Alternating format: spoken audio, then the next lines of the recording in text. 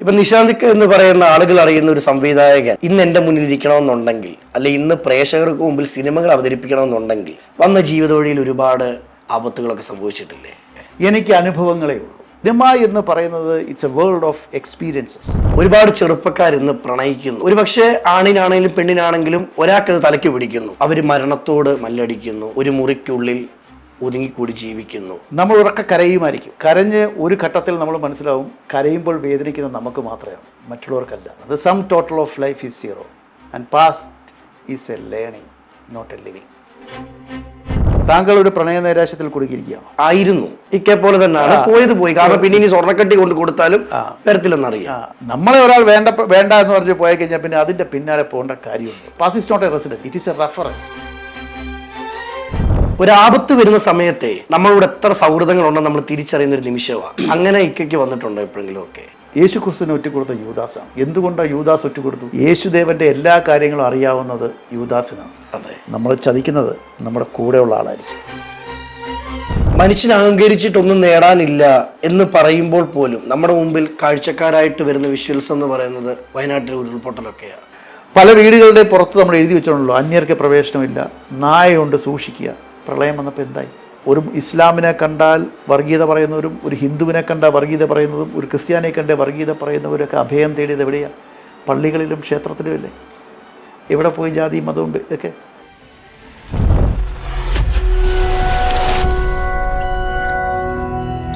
എല്ലാവർക്കും നമസ്കാരം. ഞാൻ അജിൻ വർഗീസ്. ഇന്നിനോടൊപ്പം ഉള്ളത് ഡയറക്ടറാണ്, ആക്ടറാണ്, പ്രൊഡ്യൂസറാണ്. തൻ്റെ ജീവിത നിലപാടുകളിൽ ഉറച്ചു നിൽക്കുകയും പറയേണ്ട കാര്യം ആരുടെ മുഖത്ത് നോക്കി പറയുന്ന നമ്മുടെ എല്ലാവരും സ്വന്തം MA നിശാന്ത്. നമസ്കാരം. നമസ്കാരം. ഇక ഒത്തിരി സന്തോഷം കേട്ടോ. കാരണം നമ്മൾ അന്നൊന്നിരുന്നു കയറിക്കത്തി. അതുപോലെ ഒരുപാട് നല്ല വാക്കുകൾക്കും നിലപാടിൽ ഉറച്ചു പറഞ്ഞ നിമിഷങ്ങൾക്കും വേണ്ടി ഞാൻ കാത്തിരിക്കുന്നു. പുതിയ വിശേഷങ്ങൾ എന്തൊക്കെയാണ്? പുതിയ വിശേഷം, ഞാൻ എൻ്റെ 11ാമത്തെ സിനിമയാണ്. 11ാമത്തെ സിനിമ ഒരു അന്വേഷണത്തിൻ്റെ തുടക്കം. ബെൻസി പ്രൊഡക്ഷൻസിൻ്റെ ബാനറിൽ ശ്രീ KV അബ്ദുൽ നാസർ നിർമ്മിക്കുന്ന ചിത്രമാണ്. എന്തുകൊണ്ടും ഏറെ പ്രത്യേകത ഉള്ള ഒരു സിനിമയാണ് ഞാൻ കരുതുന്നു. കാരണം ഒരു ഇൻവെസ്റ്റിഗേഷൻ ജോണറിലുള്ള സിനിമയാണ്. ഒരു അന്വേഷണം. എൻ്റെ പിതാവിൻ്റെ കേസ് ഡയറിയിൽ, അതായത് എൻ്റെ പിതാവ് റിട്ടയർഡ് DIG ആണ്. പോലീസിൽ ഒരുപാട് നേരം ക്രൈം ബ്രാഞ്ചിലും ഒക്കെ ഇരുന്നിട്ടുള്ള ആളാണ്. അപ്പോൾ അദ്ദേഹത്തിന് ഇപ്പോൾ ചെറുതായിട്ട് അൾഷിമേഴ്സിൻ്റെ ആരംഭം വന്നുകൊണ്ട് പലതും മറന്നു പോകുന്നതിന് മുമ്പ് ഞങ്ങളൊരു പുസ്തകം രചിച്ചു അദ്ദേഹത്തിൻ്റെ, എൻ്റെ പോലീസ് ദിനങ്ങൾ എന്ന് പറഞ്ഞു. ആ പുസ്തകത്തിൽ കൂടുതൽ ഞാനാണ് എഴുതിയത്. അദ്ദേഹം പറഞ്ഞു തരികയും ഞാൻ എഴുതുകയും ചെയ്തിരുന്ന ആ പുസ്തകത്തിൻ്റെ റെഫറൻസ് ആയിട്ട് കുറേ ഡയറി കുറിപ്പുകളുണ്ടായിരുന്നു. ആ ഡയറി കുറിപ്പിൽ അദ്ദേഹം അന്വേഷിക്കാത്തൊരു കേസ്, പക്ഷെ ആ കേസിനെ പറ്റിയുള്ളൊരു അനുമാനം 7 പേജിൽ കുറയാതെ അദ്ദേഹം എഴുതി വെച്ചിരുന്നു. അതിൽ നിന്നാണ് ഈ സിനിമ ഉടലെടുത്തത്. ഈ സിനിമയുടെ ഒരു പ്രത്യേകത എന്ന് പറഞ്ഞാൽ, ഞാൻ 11 സിനിമകൾ സംവിധാനം ചെയ്തെങ്കിലും എനിക്ക് ഏറ്റവും പ്രതീക്ഷയുള്ള ഒരു സിനിമയാണ്. അപ്പം എൻ്റെ ഒരു സൃഷ്ടിയെപ്പറ്റി കൂടുതൽ ഞാൻ വാചാലനാവുന്നത് ശരിയല്ലെങ്കിൽ കൂടി എനിക്ക് കിട്ടിയ ഒരു ഏറ്റവും വലിയൊരു അനുഗ്രഹം ഇതിൻ്റെ പ്രൊഡ്യൂസർ തന്നെയാണ്. കാര്യം കഥ കേട്ടപ്പോൾ തന്നെ അദ്ദേഹം എൻ്റെ അടുത്ത് പറഞ്ഞു, ക്യാരക്ടേഴ്സ് ആരൊക്കെയാണ് ചെയ്യുന്നത്. ഏകദേശം 64ഓളം ക്യാരക്ടേഴ്സ്, വലുതും ചെറുതുമായ 64ഓളം ക്യാരക്ടേഴ്സ് ഉണ്ട്. ഏകദേശം 112ഓളം അല്ലാതെ എല്ലാം കൂടി മൊത്തം ഈ ആക്ടേഴ്സ് കൂടാതെ ഒരു 112ഓളം ക്യാരക്ടേഴ്സ്, അല്ലെങ്കിൽ ചെറുതും വലുതും ഒക്കെ ആയിട്ടുള്ള ആളുണ്ട്. അതിൽ 64 ക്യാരക്ടേഴ്സ് ചെയ്യുന്നിരിക്കുന്നത് അറിയപ്പെടുന്ന ആർട്ടിസ്റ്റുകൾ തന്നെയാണ്. ഈ മറ്റു സിനിമകളിലേക്കാൾ എന്ത് വ്യത്യസ്തത ഉണ്ടെന്ന് ചോദിച്ചാൽ, എൻ്റെ അച്ഛൻ്റെ ഓർമ്മകളും അല്ലെങ്കിൽ ആ ഒരു അനുഭവം ഇൻവെസ്റ്റിഗേഷൻ പാറ്റേണിൽ ഞാൻ സത്യം പറഞ്ഞാൽ ഈ ഒരു സിനിമ ചെയ്യണമെന്നുള്ളത് എനിക്ക് അതുപോലത്തെ ഒരു പ്രൊഡ്യൂസർ വേണമെന്ന് എനിക്ക് നിർബന്ധമുണ്ടായിരുന്നു. അപ്പോൾ ഞാൻ നാസർക്കാരടുത്ത് പോയി സംസാരിക്കുന്നു. ഞങ്ങൾ ബോസ് എന്നാണ് വിളിക്കുന്നത്. അദ്ദേഹത്തിൻ്റെ അടുത്ത് സബ്ജക്റ്റ് പറയുമ്പോൾ അദ്ദേഹമാണ് പറഞ്ഞത് എൻ്റെ അടുത്ത് അഭിനയിക്കാൻ. കാരണം അദ്ദേഹം ഇതിനു മുമ്പ് എൻ്റെ 2 സിനിമകൾ ഭാരത സർക്കസും 2 മെനും കണ്ടിട്ടുണ്ടായിരുന്നു. അപ്പോൾ തീർച്ചയായിട്ടും ഇതിലൊരു ക്യാരക്ടർ, ഞാൻ മറ്റൊരു നടനെയാണ് ആലോചിച്ചിരുന്നത്. പക്ഷേ ഒരു 3 വർഷത്തേക്ക് അദ്ദേഹത്തിന് ഡേറ്റ് ഇല്ലാത്തതുകൊണ്ട് ഒരു ക്യാരക്ടർ, അതായത് ഒരു മെയിൻ ക്യാരക്ടർ, പിന്നെ നായകൻ ഷൈൻ ടോം ചാക്കോയാണ്. പിന്നെ കഥയിൽ പ്രൊഡ്യൂസർക്ക് വളരെ വിശ്വാസമുണ്ടായിരുന്നു. അതുകൊണ്ട് ഒരു അന്വേഷണത്തിൻ്റെ തുടക്കമാണ് ഇപ്പം എൻ്റെ ഏറ്റവും വലിയ സിനിമ വിശേഷം. ഇപ്പം ലിസ്റ്റ് പറഞ്ഞു, എൻ്റെ 11ാമത്തെ സിനിമയാണെന്ന് പറഞ്ഞു. 10 സിനിമയ്ക്ക് ശേഷം 11ാമത്തെ സിനിമ ഈ സിനിമയാക്കാനുണ്ടായ കാരണം അത്രയും കാത്തിരിപ്പായിരുന്നോ? കാത്തിരിപ്പിൻ്റെ അല്ല. അതായത് ചോക്കുമല കയ്യിലിരിക്കുന്ന ഒരു ചെറുപ്പക്കാരൻ, എൻ്റെ ഒരു കൊച്ചുകുട്ടി, ചോക്കുമല കയ്യിലിരിക്കുന്ന ഒരു കൊച്ചുകുട്ടി ചോക്ക് തേടി അലയുന്നൊരു സംഭവം. അതായത് ഇത് ലോഹിദാസ് പറഞ്ഞ കാര്യമാണ്. യശശരീരനായ നമ്മുടെ പ്രിയങ്കരനായ ലോഹിദാസ് ഒരു സിനിമയിൽ പറഞ്ഞതാണ്. അതായത് എൻ്റെ പിതാവിൻ്റെ കേസ് ഡയറി എഴുതുമ്പോഴാണ് ഒരുപാട് കഥകൾ, സിനിമയ്ക്ക് പറ്റിയുള്ള കഥകൾ ഇൻവെസ്റ്റിഗേഷൻ സ്റ്റോറീസ് ആ കേസ് ഡയറിയിൽ നിന്ന് എനിക്ക് കിട്ടുന്നത്. അത് വലിയൊരു ഭാഗ്യം തന്നെ അല്ലേ? ഭാഗ്യം. അപ്പം ഞാൻ ഇത്രയും നാളും ഈ അലഞ്ഞു നടന്ന കഥകൾക്കറിവ് ഏറ്റവും കൂടുതൽ ജീവിതഗന്ധിയായ വളരെ റിയലിസ്റ്റിക് ആയിട്ടുള്ള ഒരുപാട് സംഭവങ്ങൾ ആ കേസ് ഡയറിയിൽ നിന്ന് കിട്ടിയിട്ടുണ്ട്. ഒരു 3-4 സിനിമകൾക്കുള്ള കഥകൾ അതിനകത്തുണ്ട്. അപ്പം വലിയൊരു വിജയമായിട്ട് മാറട്ടെ എന്ന് ആദ്യം തന്നെ ആശംസിക്കുന്നു. Thank you so much. ഇക്ക ഞങ്ങൾക്ക് വേണ്ടത് ഡയറക്ടർ എന്ന രീതിയിലല്ല ഞങ്ങൾ പ്രേക്ഷകർക്ക് വേണ്ടത്. ഇക്ക പറയുന്ന ഓരോ വാക്കിലും ഓരോ ജീവനുണ്ട്. ഞാൻ പലപ്പോഴും ന്യൂസിലാണെങ്കിൽ പോലും ഇക്ക പറയുന്ന ഓരോ സ്റ്റേറ്റ്മെൻറ്റ് കാണുമ്പോഴും കേൾക്കുമ്പോഴും തൻ്റെ നിലപാടിൽ എപ്പോഴും ഉറച്ചു നിൽക്കും. അവിടെ ഇപ്പോൾ ശത്രുക്കളുടെ എണ്ണം കൂടുകയല്ല ചെയ്യുന്നത്. അല്ല, ഈ ശത്രുത എന്ന് പറയുന്നത് നമ്മളൊരു കാര്യം മനസ്സിലാക്കേണ്ടത് മാവുള്ള മാവിലെ കല്ലെറിയത്തുള്ളൂ. അതെ, നമ്മളൊന്നും മിണ്ടാതെ ഒരു വെജിറ്റബിളായിട്ട് ജീവിക്കുന്നതിനേക്കാളും നല്ലത് ഈ ലോകത്ത് നമ്മൾ വരുമ്പോൾ നമ്മുടേതായ കയ്യൊപ്പുകളുണ്ടാവും. ഒരുപക്ഷെ ഞാൻ പറയുന്ന ചില കാര്യങ്ങൾ അജിന് ഇഷ്ടപ്പെടണമെന്നുണ്ടാവില്ല, അജിൻ പറയുന്ന എല്ലാ കാര്യങ്ങളും എനിക്ക് ഇഷ്ടപ്പെടണമെന്നുണ്ടാവില്ല. പക്ഷേ നമ്മുടെ നിലപാടുകളിൽ ശരിയെന്ന് തോന്നുന്നുണ്ടെങ്കിൽ ആ നിലപാടുകളിൽ ഉറച്ചു നിൽക്കുക എന്നുള്ളതാണ്. ഇപ്പോൾ ഫോർ എക്സാമ്പിൾ ഞാൻ എൻ്റെ രാഷ്ട്രീയം എന്താണെന്ന് ഞാൻ പറഞ്ഞിട്ടുണ്ട്, എൻ്റെ നിലപാടുകൾ എന്താണെന്ന് ഞാൻ പറഞ്ഞിട്ടുണ്ട്. അപ്പോൾ തീർച്ചയായിട്ടും അതിൽ വെള്ളം ചേർക്കാൻ ഞാൻ ആഗ്രഹിക്കുന്നില്ല. അപ്പോൾ ആളുകൾക്കുള്ളൊരു ചോദ്യം, ഒരു സംവിധായകനാണ്, ഒരു ആക്ടറാണ്, പ്രൊഡ്യൂസറാണ്, അപ്പോൾ ഈ രാഷ്ട്രീയമൊക്കെ പറയേണ്ട ആവശ്യമുണ്ടോ? അതെന്താണ്, ഞാനൊരു സാമൂഹ്യ ജീവിയല്ലേ? ഒരു സംവിധായകന് കൊമ്പുണ്ടോ? അയാൾ ഈ ലോകത്ത് ജീവിക്കുന്ന ഒരാളല്ലേ? അപ്പോൾ സ്വാഭാവികമായിട്ടും എത്രയോ പേർ കമൽഹാസൻ എന്തെല്ലാം കാര്യത്തിൽ പ്രതികരിക്കുന്നുണ്ട് ഇല്ലേ? ആമിർ ഖാൻ എന്തെല്ലാം കാര്യത്തിൽ പ്രതികരിക്കുന്നുണ്ട്, നസ്രുദ്ദീൻ ഷാ, പ്രകാശ് രാജ്, അങ്ങനെ എല്ലാം സമൂഹത്തിൽ നടക്കുന്ന നമ്മളൊരു സാമൂഹ്യ പ്രതിബദ്ധതയുള്ള വ്യക്തിയായിരിക്കണം. നമ്മളൊരു നല്ല വ്യക്തിയാവണമെങ്കിൽ സമൂഹത്തിന് ചുറ്റും നടക്കുന്നതിനെ നമ്മൾ നോക്കിയിരിക്കണം. നമ്മുടെ കണ്ണുകളിൽ ഈറനണിയുന്ന ഫലമുണ്ടെങ്കിൽ, മറ്റുള്ളവൻ്റെ ദുഃഖം കാണുന്നുണ്ടെങ്കിൽ, അത് ശരികേടാണെങ്കിൽ ആ ശരികേടിന് നമ്മൾ ശബ്ദമുയർത്തണ്ടേ? നമ്മളൊരാൾ ശബ്ദമുയർത്തിയാൽ മാത്രം ഇവിടെ കാര്യങ്ങൾ നടക്കുമെന്നുള്ള മിഥ്യാധാരണയിൽ അല്ലെങ്കിൽ മിഥ്യാലോകത്തിൽ ജീവിക്കുന്നവനല്ല ഞാൻ. പക്ഷേ if you can rice A finger, നമ്മളൊന്ന് ഒരു തവണ നമ്മുടെ ചൂണ്ടുവിരൽ നീട്ടിയാൽ തീർച്ചയായിട്ടും ആയിരങ്ങൾ അതിൻ്റെ പുറകിലുണ്ടാവും. അത് പക്ഷേ ഒരു റിഫോം അല്ലെങ്കിൽ പുതിയൊരു പിന്നെ എന്താ പറയുക, പന്താവ് തുറക്കുകയോ അല്ലെങ്കിൽ പുതിയായിട്ടുള്ള ഒരു കാര്യങ്ങളിലേക്ക് നീങ്ങുകയോ അതിനെ ചുവട് പിടിച്ചുകൊണ്ട് ഒരുപാട് പേർക്ക് പുതുതായിട്ട് ചില കാര്യങ്ങൾ ചെയ്യാൻ പറ്റുകയോ അല്ലെങ്കിൽ സമൂഹത്തിൽ ഗ്രസിച്ചു കൊണ്ടിരിക്കുന്ന എന്തെങ്കിലും വിഷയത്തിനെതിരായിട്ട് ശബ്ദിക്കാൻ കഴിയുകയോ ചെയ്താൽ ഞാൻ ഉയർത്തിയ ചൂണ്ടുവിരലിന് ഒരർത്ഥമില്ലേ? അതെ, പറയേണ്ടത് ആരുടെ മുഖത്ത് നോക്കിയാണെങ്കിലും പറയും. അല്ല, ഞാനൊരു വഴക്കാളിയായിട്ട് എന്നെ ചിത്രീകരിക്കണ്ട. ചില കാര്യങ്ങൾ പറയേണ്ട കാര്യങ്ങളാണെന്ന് തോന്നിയാൽ ഡെഫിനറ്റായിട്ട് പറയും. ചോദിക്കുന്നത് എന്തുകൊണ്ട് അവിടെ മറവില്ല? എന്നേക്കാൾ വലിയൊരു വ്യക്തിയാണ് ഓപ്പോസിറ്റ് നിൽക്കുന്നത്, പക്ഷെ തെറ്റാണെങ്കിൽ ഞാൻ തെറ്റാന്ന് തന്നെ പറയും. ഈ നമ്മൾ ഒരു വലുത് ചെറുത് എന്നുള്ളതില്ല, എല്ലാം സമന്മാരാണ്, ഓൾ ആർ ഈക്വൽസ് അല്ലേ? അപ്പോൾ ഒരാൾ ചിലപ്പോൾ അയാൾ സാമ്പത്തികമായിട്ട് വലിയ നിലയിലായിരിക്കാം, അല്ലെങ്കിൽ അയാളുടെ ഒരു സോഷ്യൽ സ്റ്റാറ്റസിൽ വലിയ നിലയിൽ, നിങ്ങൾ താങ്കൾ ഉദ്ദേശിക്കുന്ന ഒരു വലിയ ആത്യന്തികമായി എല്ലാവരും ഹ്യൂമൻ ബീയിങ് ആണ്, മനുഷ്യരാണ്, എല്ലാവരും ഒരുപോലെയാണ്. അപ്പോൾ നമ്മളങ്ങനെ ഒരു മുതലാളിത്തം അല്ലെങ്കിൽ സാമ്രാജ്യത്തെ ലോകത്തെ നമ്മളങ്ങനെ വരവേറ്റി കൊടുക്കേണ്ട കാര്യമില്ലല്ലോ, വലുത് ചെറുത് എന്നുള്ളത്. സ്വാഭാവികമായിട്ടും പൊസിഷനിലൊക്കെ വലുത് എന്ന് താങ്കൾ പറയുന്ന നിർവചനത്തിൽ ഉണ്ടാവാം. പക്ഷേ ചില കാര്യങ്ങൾ ആര് തെറ്റ് ചെയ്താൽ ഈ രാജാവ് നഗ്നനാണെന്ന് ഉറക്കെ വിളിച്ചു പറഞ്ഞൊരു കൊച്ചുകുട്ടിയാണ്. തീർച്ചയായിട്ടും ഇക്ക ഒരുപാട് വർഷത്തെ ജീവിതാനുഭവങ്ങളും സിനിമയുമായിട്ടുള്ള ബന്ധങ്ങളുണ്ട്. ഒരുപാട് ചെറുപ്പക്കാർ ഇപ്പോൾ സിനിമയ്ക്ക് വേണ്ടി അലയുകയാണ്. ഞാൻ തന്നെ കൊച്ചി നോക്കുന്ന സമയത്ത് പത്തനംതിട്ട അല്ലെ കോട്ടയം പോലുള്ള സ്ഥലങ്ങളിൽ നിന്ന് എറണാകുളത്ത് വന്ന് നിൽക്കുമോ, എനിക്ക് സിനിമാ നടനാകണം.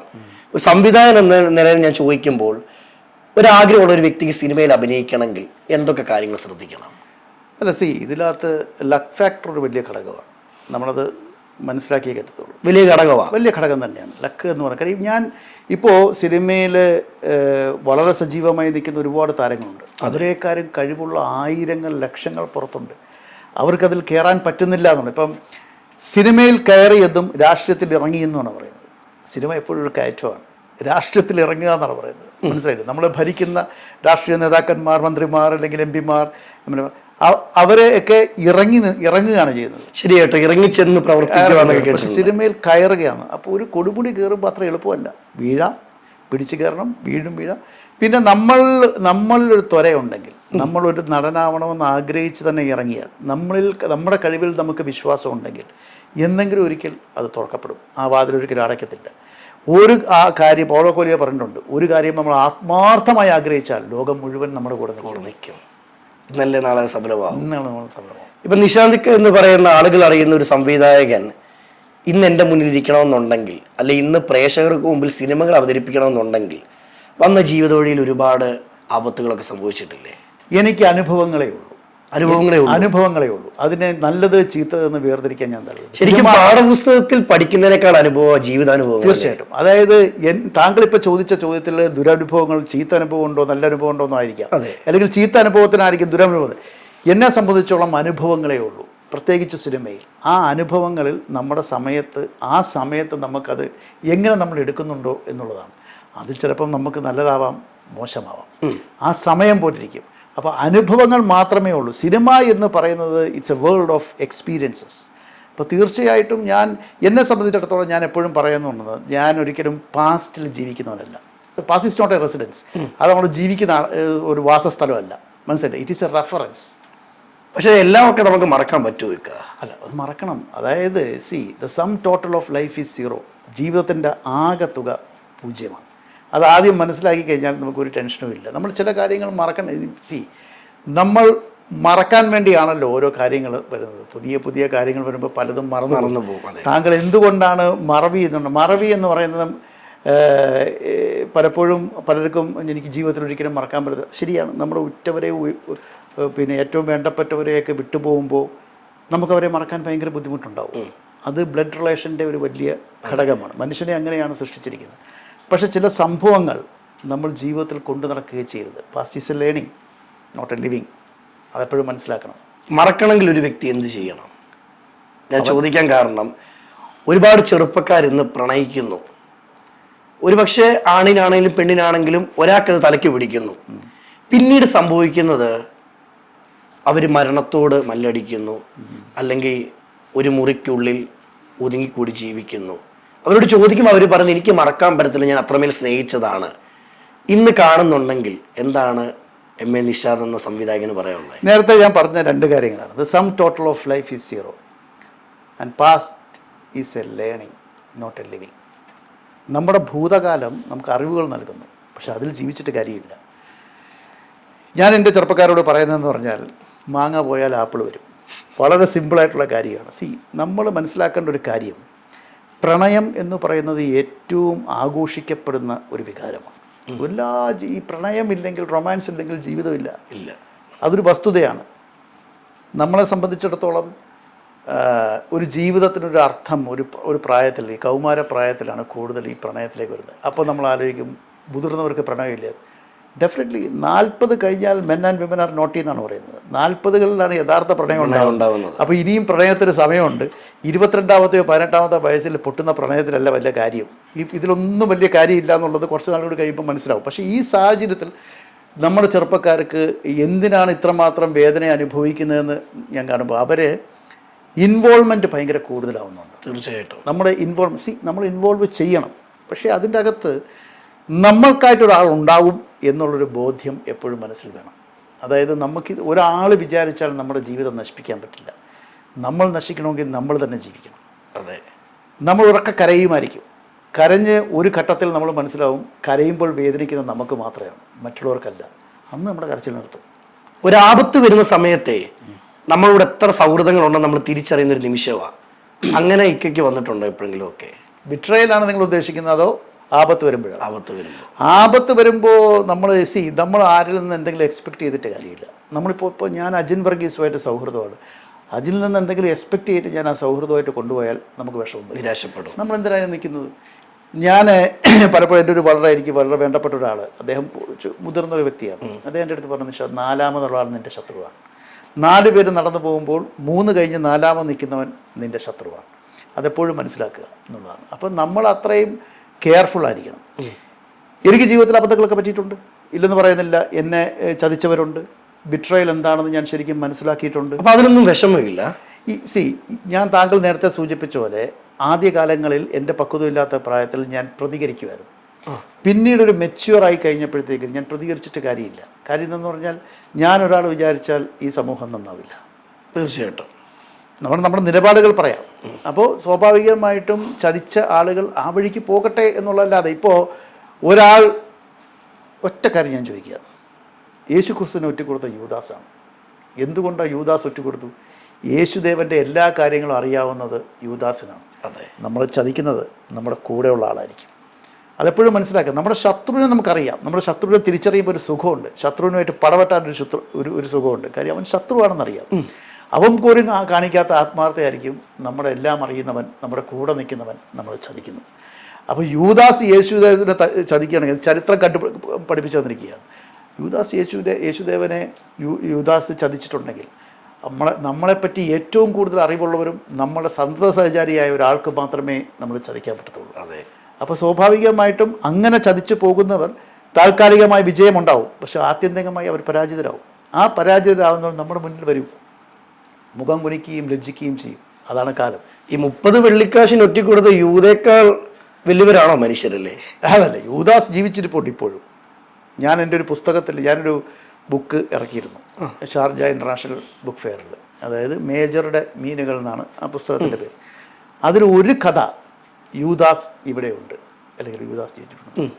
അപ്പം അത് ഇപ്പോഴും മനുഷ്യരിൽ യൂദാസിൻ്റെ അംശമുണ്ട്, ഏറ്റക്കുറച്ചിലുകൾ പോലിരിക്കും. അപ്പം നാലാമതൊരാൾ നമ്മൾ ചതിക്കും. ഒരു സൗഹൃദം കണ്ടെത്തുമ്പം എന്തൊക്കെ കാര്യങ്ങൾ ശ്രദ്ധിക്കണം വെക്കുക? നമ്മളെ മറ്റെന്തിനേക്കാളും കൂടുതലായിട്ട് നമ്മളോട് ആത്മാർത്ഥമായി നിൽക്കുന്നു. അതായത് നമ്മുടെ ഒരു സുഖത്തിലും ദുഃഖത്തിലും നമുക്ക് ഒരു അഡ്വൈസിനേക്കാളുപരിയായിട്ട് കൂടെ നിൽക്കുക എന്ന് കേട്ടില്ലേ? നമ്മളിപ്പോൾ പറയുന്നൊരു ഭാഷയുണ്ട്, കട്ട ചങ്കെന്ന് പറയും അല്ലേ? അത് ചങ്കാണ്. ഹൃദയം ഇരിക്കുന്ന ഈ ഇടതുവശത്താണ് അല്ലേ? ആ ചങ്കിനോട് ചേർന്ന് നിൽക്കാൻ ഒരാളുണ്ടാവുക എന്നുള്ളതാണ് ഏറ്റവും നല്ലൊരു സുഹൃത്തിൻ്റെ ലക്ഷണം. അവനിലൊരു പക്ഷേ വേറെ ഇൻഹിബിഷൻസ് ഉണ്ടാവില്ല. അതോടൊപ്പം തന്നെ ആത്മാർത്ഥത മാത്രമേ കാണത്തുള്ളൂ, അല്ലാതെ നമ്മുടെ പരാജയം ആസ്വദിക്കുന്ന ആളായിരിക്കില്ല. നമ്മൾക്ക് എന്തും പറയാനുള്ളൊരു സ്വാതന്ത്ര്യം ഉണ്ടാവും, ആ സ്പേസ് ഉണ്ടാവും. നമ്മൾ പറയുന്നത് കേൾക്കാൻ പറ്റുക, നല്ലൊരു ലിസണർ ആവുക എന്നുള്ളതാണ് ഒരു സുഹൃത്തിൻ്റെ ഏറ്റവും വലിയ. അപ്പോഴും വലിയൊരു ചോദ്യചിഹ്നം, ഈ കാലഘട്ടത്തിൽ ആത്മാർത്ഥതയുണ്ടോ? ഈ കാലത്തിൽ ആത്മാർത്ഥത ഇല്ല എന്ന് ഞാൻ പറയുന്നില്ല, പക്ഷേ മെറ്റീരിയലിസ്റ്റിക് ആയ ആളുകൾ നിങ്ങൾ മനസ്സിലാക്കുക, ഇന്ന് ഏറ്റവും കൂടുതൽ വരുന്നത് ഡിവോഴ്സ് കേസുകളാണ്. തീർച്ചയായിട്ടും അല്ലേ? ഒരു ഫാമിലി കോർട്ടിൽ പോയി കഴിഞ്ഞാൽ ഏറ്റവും കൂടുതൽ, അത് irrespective of caste, religion, age, gender and everything, ഏറ്റവും കൂടുതൽ ഇത് വരുന്നത് നമ്മുടെ മുന്നോട്ട് പോകാൻ പറ്റുന്നില്ല എന്നുള്ളതാണ്. അപ്പം സ്വാഭാവികമായിട്ടും ഒരുപാട് ചോയ്സസ് ഉണ്ട്. അതുപോലെ തന്നെ ലോകം മാറിക്കൊണ്ടിരിക്കുകയാണ്, ഡിജിറ്റൽ യുഗത്തിലാണ് നമ്മൾ ജീവിക്കുന്നത്. മനുഷ്യബന്ധങ്ങൾക്കൊക്കെ വില ഒരുപാട് കുറഞ്ഞു വന്നിരിക്കുന്നു. സ്വാഭാവികമായിട്ടും വളരെ മെറ്റീരിയലിസ്റ്റിക്കായിട്ട് ആളുകൾ ചിന്തിച്ചു തുടങ്ങും. അങ്ങനെ വരുമ്പോൾ ഈ പറയുന്നത് പോലെ ആത്മാർത്ഥക്കുറവുകളൊക്കെ ഉണ്ടാവില്ലേ? ഒരുപാട് ജീവിത അനുഭവങ്ങളുള്ള വ്യക്തിയാണ് ഞാൻ ആദ്യം തന്നെ സൂചിപ്പിച്ചു. ഒരുപാട് കാര്യങ്ങൾ ജീവിതത്തിൽ നല്ലത് തന്നിട്ടുണ്ട്, മോശം അനുഭവങ്ങളും തന്നിട്ടുണ്ട്. എന്നും ജീവിതത്തിൽ ഓർത്ത് വെക്കാൻ പറ്റുന്ന അല്ലെങ്കിൽ എഴുതി പിടിപ്പിക്കാൻ പറ്റുന്ന കഥകളൊന്ന് ഷെയർ ചെയ്യാം. ഇല്ല, എന്നെ സംബന്ധിച്ചിടത്തോളം ഈ പറയുന്നുള്ള ഒരുപാട് അനുഭവങ്ങൾ എന്ന് പറയാൻ പറ്റത്തില്ല. എൻ്റെ പരിമിതമായ ജീവിതത്തിൽ അനുഭവങ്ങൾ ഉണ്ടായിട്ടുണ്ട്. എനിക്ക് നിങ്ങളോട് പറയാനുള്ള ഒറ്റ കാര്യമേ ഉള്ളൂ. അതായത് നമ്മൾ രാവിലെ എഴുന്നേൽക്കുമ്പോൾ കണ്ണാടി നോക്കും. കണ്ണാടിയിൽ നോക്കുമ്പോൾ നമ്മളുടെ മുഖത്ത് എന്ത് വ്യത്യാസം വന്നിരിക്കുന്നു, ചുളിവ് വന്നോ അല്ലെങ്കിൽ ഒരു നര കയറിയോ, ഇതെല്ലാം നമ്മൾ നോക്കും. We are concerned about us. അപ്പം നമ്മളെ സംബന്ധിച്ചിടത്തോളം നമ്മൾ നമ്മളെ തന്നെ സ്നേഹിക്കുകയാണ്. ഏറ്റവും കൂടുതൽ നമ്മൾ സ്നേഹിക്കുന്നത് നമ്മളെയാണ്, അതൊരു വസ്തു തന്നെയാണ്. അതല്ലാതെ സ്നേഹിക്കുന്നതെങ്കിൽ അമ്മമാർ മാത്രമേ ഉള്ളൂ. അമ്മയ്ക്കൊരു മകനോടോ മകളോടോ ഉള്ള സ്നേഹമല്ലാതെ ലോകത്തുള്ള ബാക്കിയുള്ള എല്ലാ സ്നേഹത്തിനും ഒരല്പമെങ്കിലും മെറ്റീരിയൽസ്. ഞാൻ പിതാവിൻ്റെ കാര്യം പറഞ്ഞു. പിതാവും ജന്മം നൽകിയ പിതാവും അവൻ്റെ അമ്മയും അച്ഛനും, ഇവരാണ് ഏറ്റവും കൂടുതൽ, സിബ്ലിങ്സിനേക്കാളും കൂടുതൽ ഏറ്റവും കൂടുതൽ കലർപ്പില്ലാത്ത സ്നേഹവും ആത്മാർത്ഥതയും ഉള്ളത് മാതാപിതാക്കൾ തന്നെയാണ്. അതിൽ മാതാവാണ് ഏറ്റവും പ്രഥമ. അതൊരു പ്രണയത്തിലും കിട്ടത്തില്ല, അതൊരു പ്രണയത്തിലും കിട്ടത്തില്ല. ഇന്നും എനിക്ക് ഈ പ്രായത്തിലും ഞാൻ ഭക്ഷണം കഴിച്ചില്ലെങ്കിൽ വിഷമിക്കുന്ന എൻ്റെ ഉമ്മയാണ്. തീർച്ചയായിട്ടും. എൻ്റെ ഭാര്യ അങ്ങനെ അല്ലാന്നല്ല കേട്ടോ, I am very lucky to have my wife like. അതല്ല, എന്നെ സംബന്ധിച്ചിടത്തോളം ഈ ഒരു കാത്തിരിക്കാൻ നമ്മുടെ വീട്ടിൽ നമ്മുടെ ഭാര്യയും മക്കളും ഒക്കെ ഉണ്ടെങ്കിലും ഞാൻ വന്നോ എന്ന് അന്വേഷിക്കാൻ അമ്മമാരെപ്പോഴും ഉണ്ടാവും. സ്വാഭാവികമായിട്ട് അതെല്ലാവർക്കും ഉള്ളതാണ്. പക്ഷെ ഒരുപാട് ചെറുപ്പക്കാർ ആ ഒരു വാല്യൂ മനസ്സിലാക്കാത്തവൻ ജീവിതത്തിൽ വിജയിക്കത്തില്ല, വട്ടപൂജയാവും. അതായത് അമ്മ എന്ന സത്യത്തിനെ വിശ്വസിക്കുകയും വിജയിക്കാതെ, അതുപോലെ അമ്മ എന്ന സത്യത്തിനെ മനസ്സിലാക്കാത്തവരാരുണ്ടോ അവർ ലോകത്ത് വിജയിക്കത്തില്ല. അതൊരു സത്യം തന്നെയാണ്.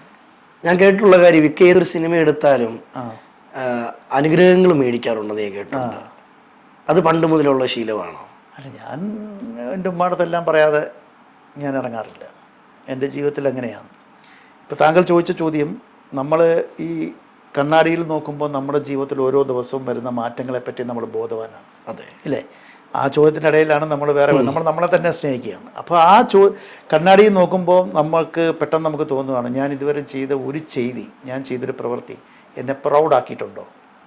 ദാറ്റ് മീൻസ് ഞാൻ ജീവിതത്തിൽ വിജയിച്ചു. ഇനി ഞാൻ അതുപോലെ വീണ്ടും ചെയ്യാൻ കഴിയുമോ? അതിൻ്റെ കണ്ണാടിയിൽ നോക്കി ഞാൻ പറഞ്ഞാൽ ഞാൻ ആ ജീവിതത്തിനുള്ള പ്രതീക്ഷ കൂട്ടുകയാണ്.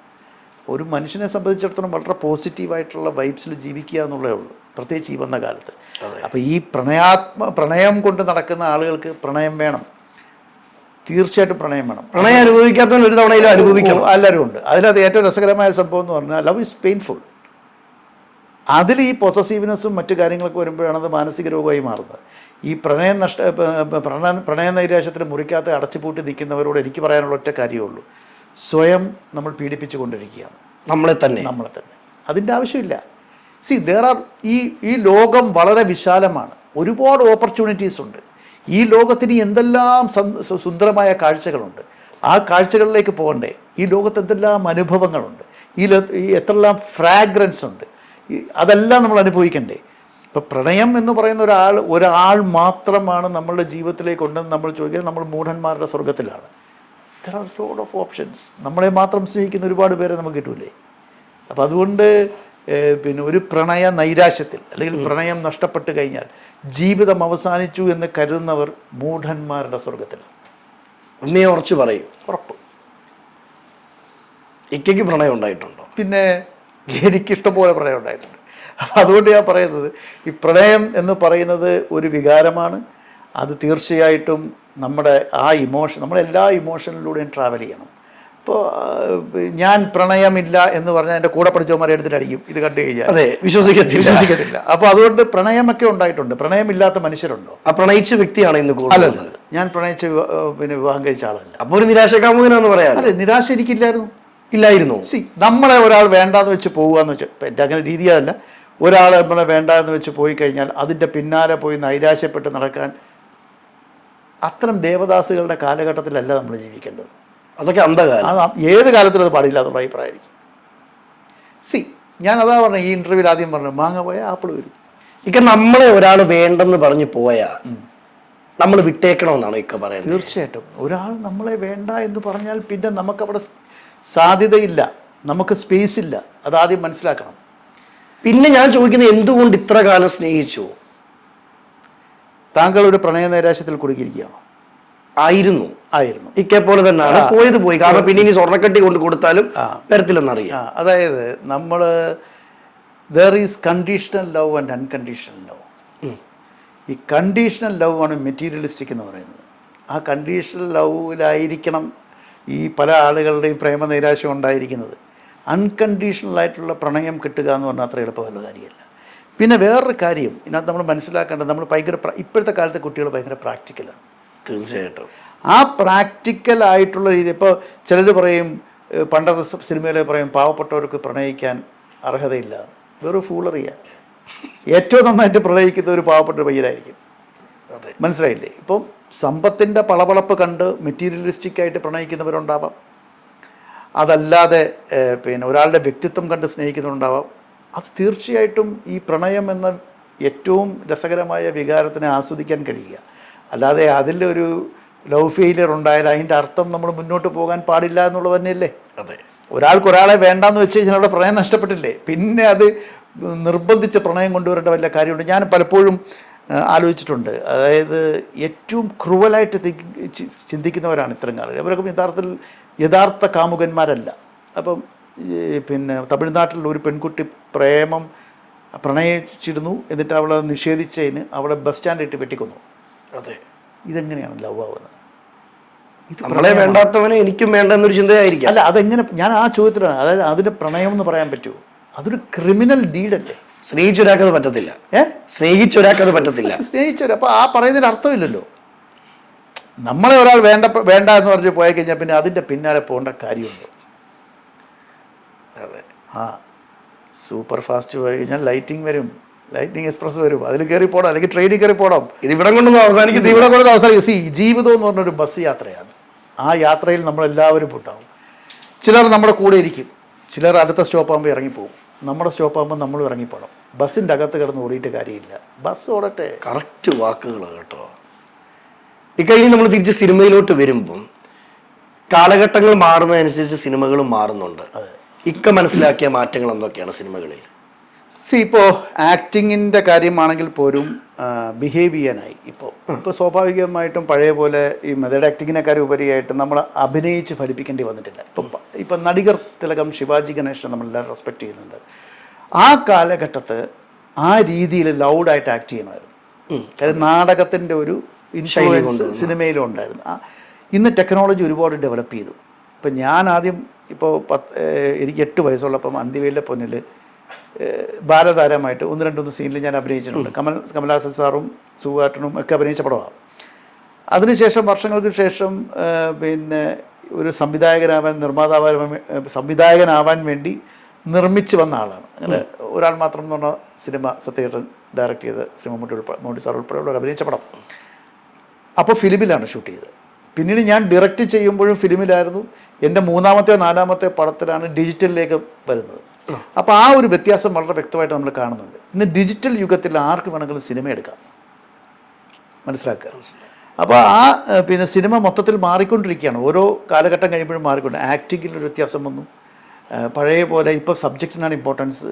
ആ സബ്ജക്റ്റിൽ ആ കഥാപാത്രത്തെ ആര് നന്നായിട്ട് അവതരിപ്പിക്കുന്നു അവരെ അക്സെപ്റ്റ് ചെയ്യും ജനം. അപ്പോൾ ആ ഒരു വ്യത്യാസം വ്യക്തമായ സിനിമയിലുണ്ട്. ഒരു നിലനിൽപ്പുള്ള മേഖലയല്ല സിനിമ എന്ന് കേട്ടിട്ടുണ്ട്. എന്താ പറയാനുള്ളത്? സിനിമ അത്ര നിലനിൽപ്പുള്ള മേഖലയല്ല. കാര്യം സിനിമയ്ക്കുള്ളൊരു പ്രശ്നം എന്ന് പറഞ്ഞാൽ ഇതൊരു ചൂതാട്ടം എന്ന് പറയാൻ പറ്റത്തില്ല. ലക്ക് ഫാക്ടർ ഭയങ്കരമായിട്ടുള്ള സംഭവമാണ്. നമ്മൾ പ്രതീക്ഷിക്കാത്ത ആളുകളാണ് വലിയ ലെവലിൽ പോകുന്നത്. കഴിവുണ്ടാവാം, നമ്മളുടെ പരിമിതമായ കഴിവുകൾ കൊണ്ട് വലിയ നിലയിലെത്തികളുണ്ടാവും. വലിയ കഴിവുണ്ടായിട്ടും എങ്ങും എത്താത്തവരും ഉണ്ടാവും. ഇന്നും ഉണ്ട്. സിനിമയിൽ തന്നെ ഉണ്ടല്ലോ. ഞാൻ പേരെടുത്ത് പറയാൻ ആഗ്രഹിക്കുന്നില്ല. മറ്റാരേക്കാരും നല്ല കഴിവുള്ള ആർട്ടിസ്റ്റുകളുണ്ട്. പക്ഷെ അവരുദ്ദേശിക്കുന്ന ലെവലിലേക്ക് എത്താൻ പറ്റിയിട്ടില്ല. അപ്പോൾ ലക്ക് ഫാക്ടർ ഒരു വലിയ ഘടകമാണ്. അപ്പം തീർച്ചയായിട്ടും സിനിമ എന്ന് പറയുന്നത് ബാലികേറാമലയൊന്നുമല്ല. സിനിമയിൽ കയറാം, കഴിവുണ്ടെങ്കിൽ കയറാൻ പറ്റും. പക്ഷെ അതിൽ നിലനിന്ന് പോവുക എന്നുള്ളത് വലിയ ഭാഗം. സക്സസ് കിട്ടും, നമ്മൾ അവിടെ എത്താം. പക്ഷെ അവിടെ നിലനിൽക്കുക എന്നുള്ളൊരു വലിയ പാടാണ്. അതുപോലെ തന്നെ ബന്ധങ്ങൾക്ക് വാല്യൂ ഉണ്ടെന്ന് ഞാൻ കേട്ടിട്ടുണ്ട് സിനിമകളിൽ.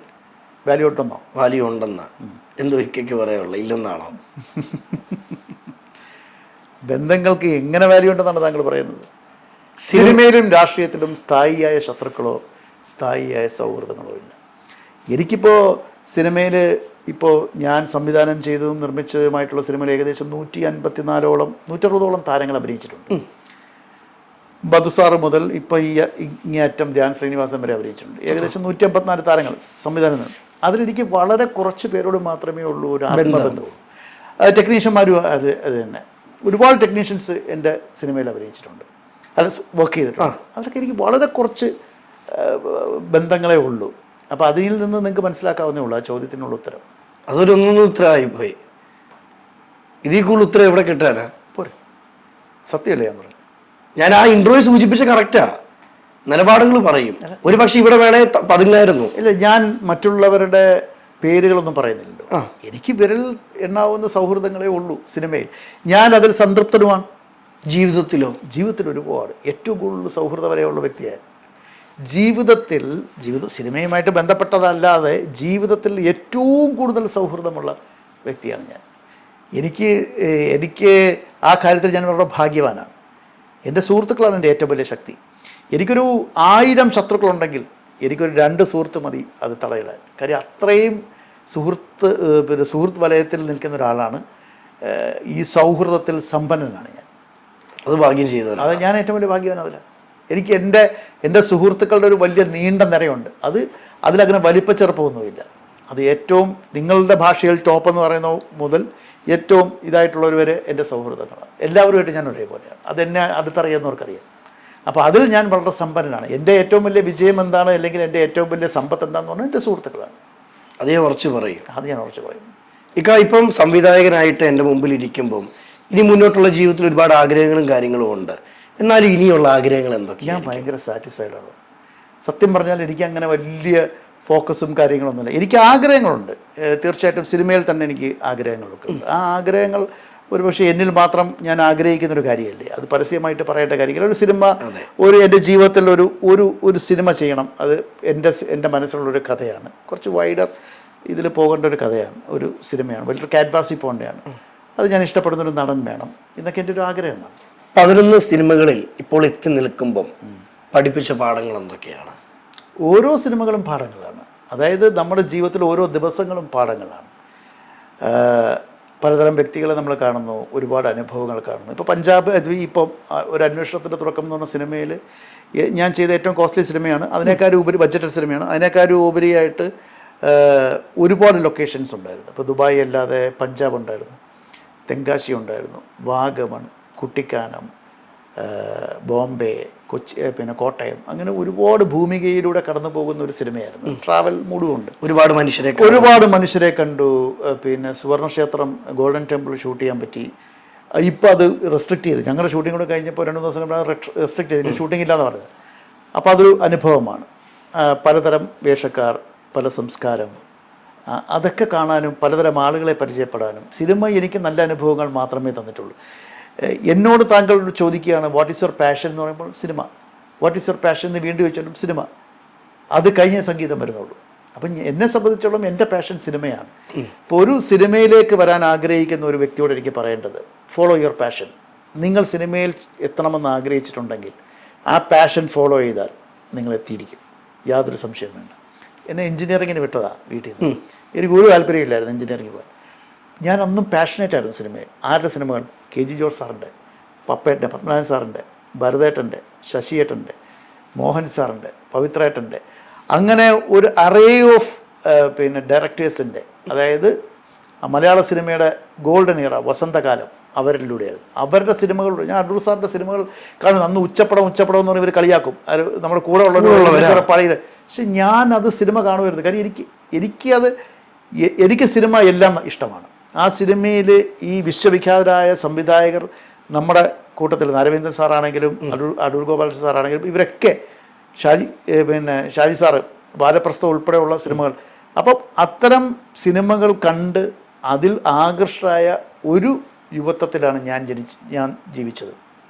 സ്വാഭാവികമായിട്ടും അത്തരം സിനിമകളോട് എന്തും പാഷനേറ്റ് ആയിരുന്നു. ഇപ്പോൾ കോളേജിൽ പഠിക്കുന്ന കാലത്ത് ഇപ്പോൾ താഴ്വാരം പോലൊരു സിനിമ ചെയ്യണമെന്ന് എൻ്റെ ജീവിതത്തിൽ ഏറ്റവും വലിയ ആഗ്രഹം. എനിക്കതിൻ്റെ 7 എഴുത്ത് ആഗ്രഹമായിരുന്നു, ഇന്നും ആഗ്രഹമാണ്.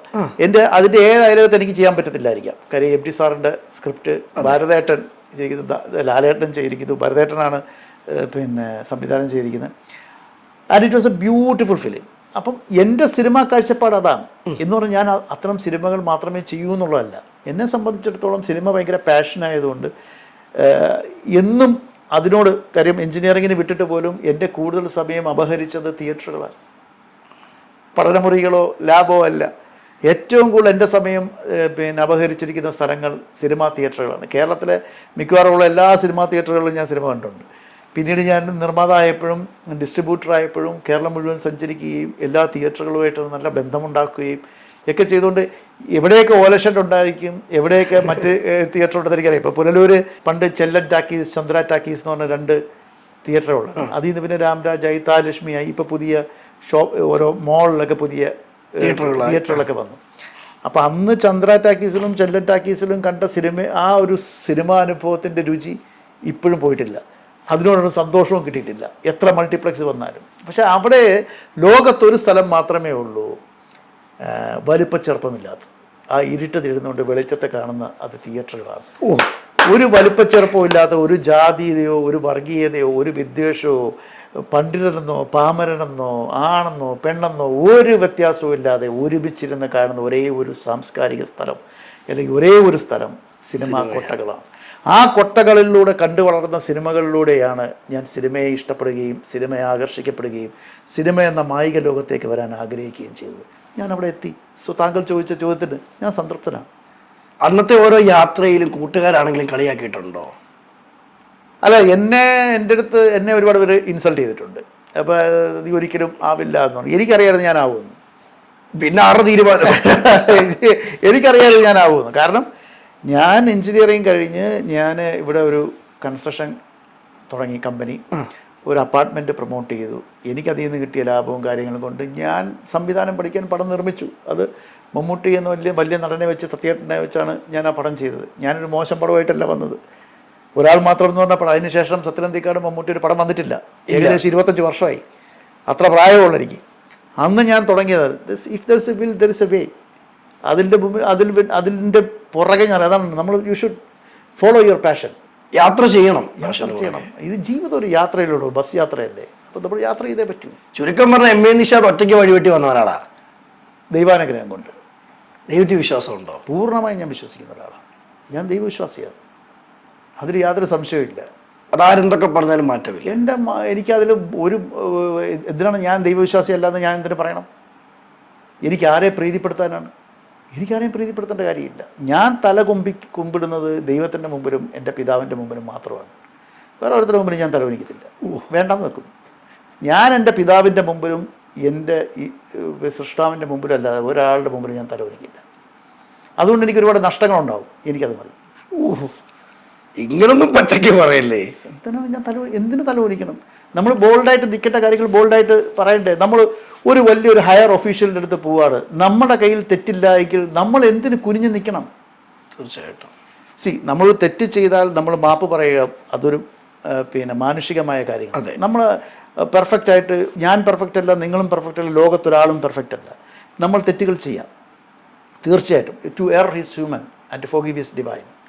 അത് തെറ്റുകൾ ചെയ്യുന്നത് മാനുഷികമാണ്. പിന്നെ അതിന് മാപ്പ് നൽകണമോ എന്ന് തീരുമാനിക്കുന്നത് ദൈവികമായ കാര്യമാണ്. അപ്പോൾ സ്വാഭാവികമായിട്ടും നമ്മളെ സംബന്ധിച്ചിടത്തോളം നമ്മളങ്ങനെ ഭയക്കേണ്ട കാര്യമില്ലല്ലോ. ജീവിതമല്ലേ അനിയ. ജീവിതത്തിൽ നമ്മൾ പോകുമ്പോൾ നമ്മൾ ഒരുപാട് പ്രതിസന്ധിയൊക്കെ വരും, അതൊക്കെ ഉണ്ടാവും. ഹാർഡിൽസ് ഇല്ലെങ്കിൽ പിന്നെ ജീവിതമില്ലല്ലോ. നിഷാദിക്ക എന്ന് പറയുന്ന വ്യക്തി ഭയങ്കര സിഗരറ്റ് വലിക്കാരനായിരുന്നു. അത് നമ്മളതിന് പറഞ്ഞു തീർത്തല്ലേ. അല്ല, എന്നാലും ഇനി കാണാൻ ആഗ്രഹമുള്ളവരുണ്ടിക്ക. ഒരുപാട് സിഗരറ്റ് വലിക്കുമായിരുന്നു. ഈ ഒരുപാടെന്ന് പറയുമ്പോൾ എണ്ണം ഉണ്ടായിരുന്നു. 40 സിഗരറ്റ് വലിക്കായിരുന്നു ഒരു ദിവസം. ഞാൻ 40 സിഗരറ്റ് വലിക്കായിരുന്നു. അതായത് 4 പാക്കറ്റ് സിഗരറ്റ്. അത് നിങ്ങൾ ആലോചിക്കണം. പനാമ നൽകും രുചിയും മണവും പറ്റില്ലതുപോൽ ഫിൽറ്റർ പോലും എന്നാണ് പനാമ സിഗരറ്റിൻ്റെ പരസ്യം. അത് പിന്നെ ചാർമിനാർ എന്ന് പറഞ്ഞൊരു സിഗരറ്റ് ഉണ്ടായിരുന്നു, ഭയങ്കര കട്ടിയായിരുന്നു. അന്ന് അത് വലിക്കുമ്പോൾ ഞാനവിടെ കട്ടിയുള്ള സിഗരറ്റ് വലിക്കുന്നതെന്ന് മറ്റുള്ളവരെ കാണിക്കാൻ വേണ്ടി ഒരു ഫൂളിഷ്നെസ് ആയിരുന്നു അത്. പക്ഷെ അന്ന് മനസ്സിലാവത്തില്ല. അന്ന് മനസ്സിലാവുമല്ലോ, കാര്യം ഏറ്റവും കട്ടിയുള്ളത് ചാർമിനാറാണ്. അപ്പോൾ ചാർമിനാർ വലിക്കാതെ പിന്നീട് അത് വിൽസായി, പിന്നെ അത് ഗോൾഡ് കിങ് ആയി, പിന്നെ കുറച്ചുകൂടി സൗകര്യമായി ഇപ്പോൾ 555 ആയി. ഏകദേശം 40 സിഗരറ്റുകളും ഞാൻ വലിക്കുമായിരുന്നു. ആ സിഗരറ്റ് വലി എന്നെ തിന്നുന്നു ഒരു മനസ്സിലാക്കിയ അന്ന് ഞാൻ സിഗരറ്റ് വലി ഒഴിവാക്കി.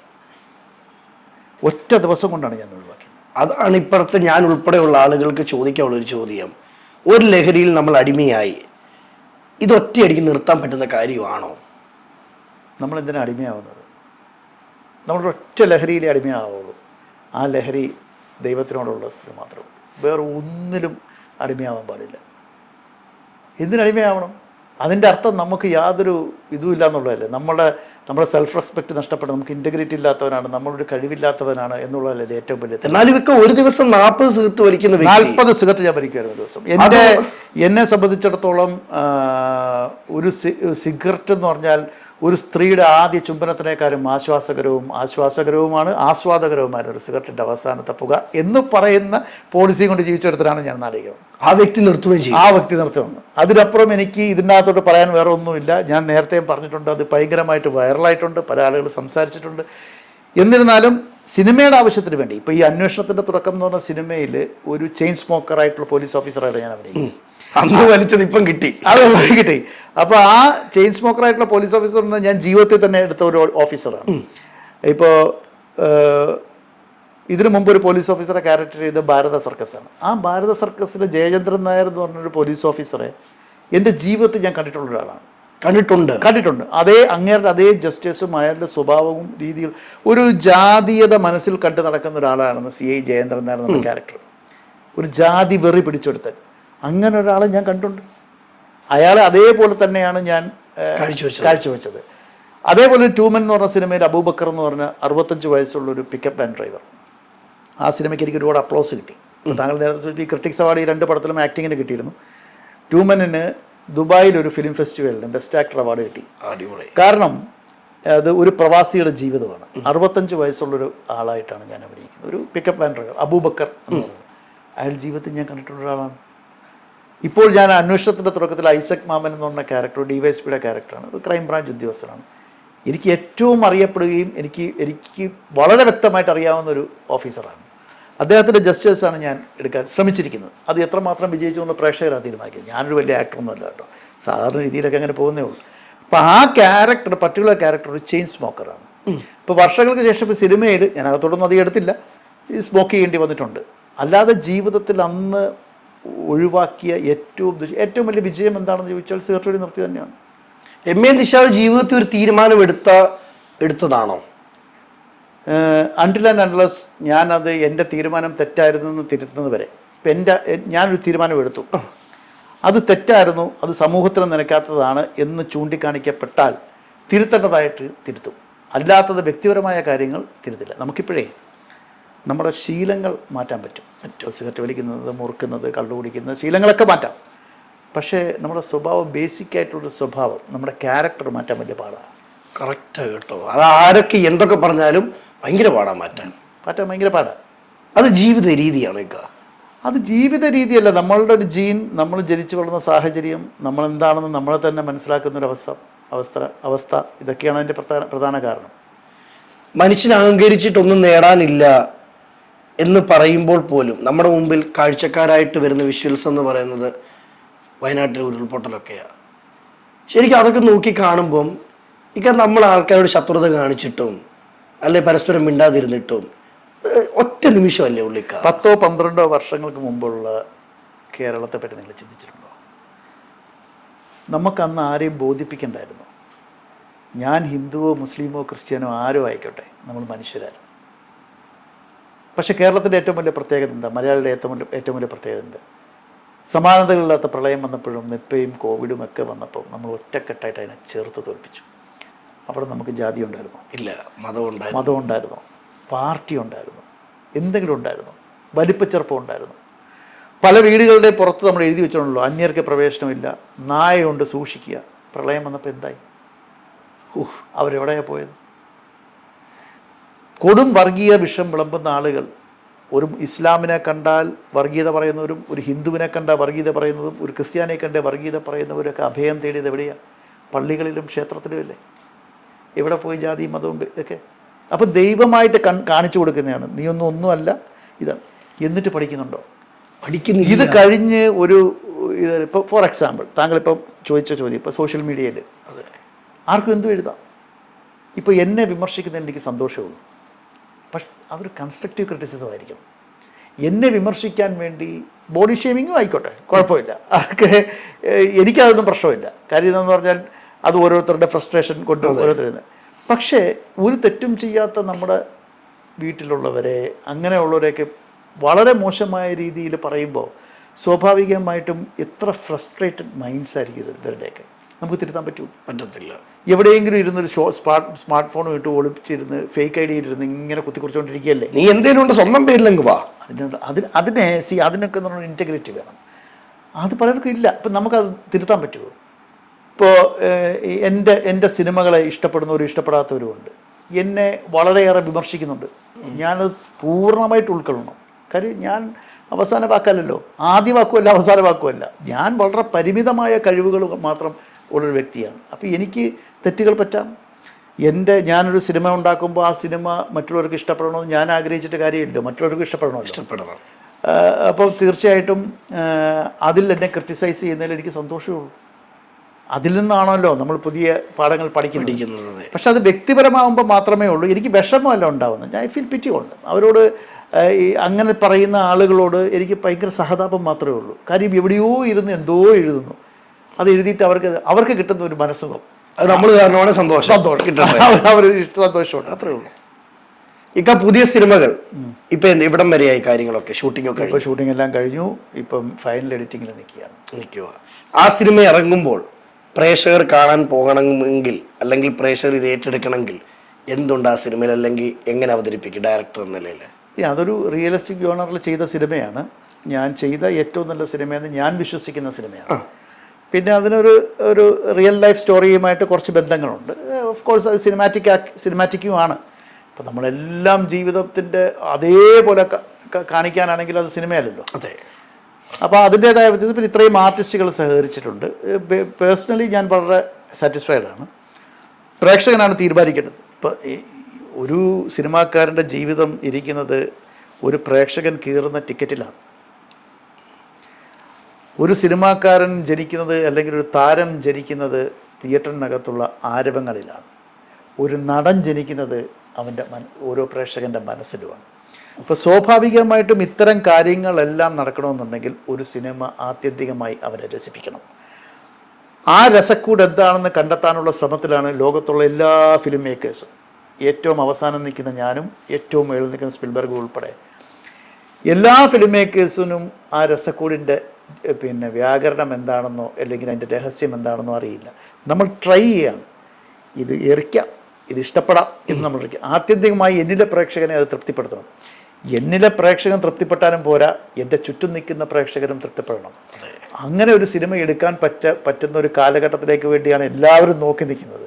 അതിനുവേണ്ടിയുള്ള എളിയ ശ്രമമാണ് എൻ്റെ ഭാഗത്തുനിന്ന്. അപ്പോൾ ആ കാലഘട്ടം നമ്മുടെ ഈ പടമായി മാറട്ടെ എന്ന് ആഗ്രഹിക്കുക. അതെ. അപ്പോൾ മുന്നോട്ടുള്ള ജീവിതത്തിലും എല്ലാവിധ ആശംസകളും നേർന്നുകൊണ്ട് താങ്ക് യു സോ മച്ച്.